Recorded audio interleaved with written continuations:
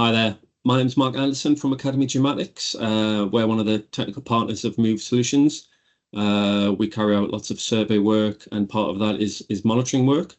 This is a project that we've recently completed in the middle of the North Yorkshire Moors. The project is a combination of railway monitoring and landslip monitoring.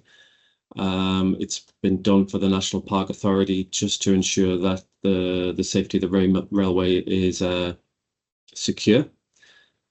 As I've said, the goal of the monitoring was to produce real-time monitoring of the landslip and the railway track to ensure the safety of the passengers. We were able to use remote camera systems as well to allow the client to view the site without having to visit it because it's very remote. Plenty of challenges on this project, far too many to get into. The ground in the valley where the landslip is very unstable. Dense ferns and bracken right now in the middle of summer, a metre tall. So using optical techniques, automated tilt stations, you couldn't use because of the line of sight issues. And in the valley, there's no power and there's no communications, again, predominantly because of the remote location. We used a range of Move Solution sensors on this project. We've got a DDS sensor on the railway track. We've got 4 tilt sensors on the railway track also. We've also got 4 accelerometers on the track, all giving us very good information every time a train passes to the stability of the track. If we get an underballast void or if one of the culvert collapses, these sensors should give us really good information of the structural health of the track.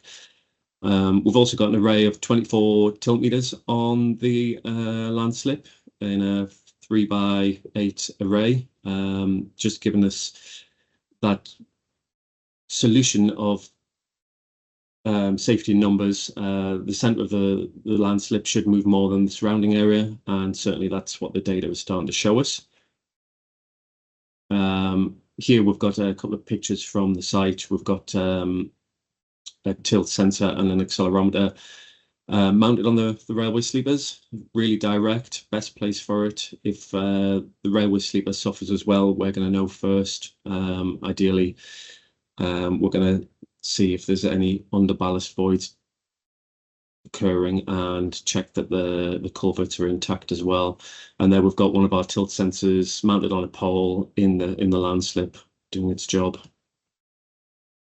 This image shows the remote power station that we had to construct on site. So we've got 2 massive solar panels, a massive wind turbine, 5 huge batteries just to power the gateway and all the systems throughout the winter in a really bad spot for solar and wind.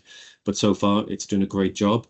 Because we had to erect this 10-meter mast in a very inaccessible location, we've also mounted a tilt sensor on the wind turbine as well, just so we've got a surety that it's not going to fall over as well. In high winds or over time with the ground stability issues as well. In conclusions, I mean, there's a lot of conclusions about this project, but far too many to go into. We have dynamic and static real-time monitoring of the railway and the landslip. We've got a really good picture of the health of the track and the health of the landslip. We know we can predict pretty much when it's going to move now. The custom power is critical to any job, of course. In this sense, it's totally remote, and it's going to give the railway owners great insight into when they potentially have to maintain the track, when there's any issues with the track. So primarily we can stop the trains running until some inspectors go out and inspect the track. So all in all, everybody's really happy with the monitoring data coming through, and hopefully this should be running here for many years to come.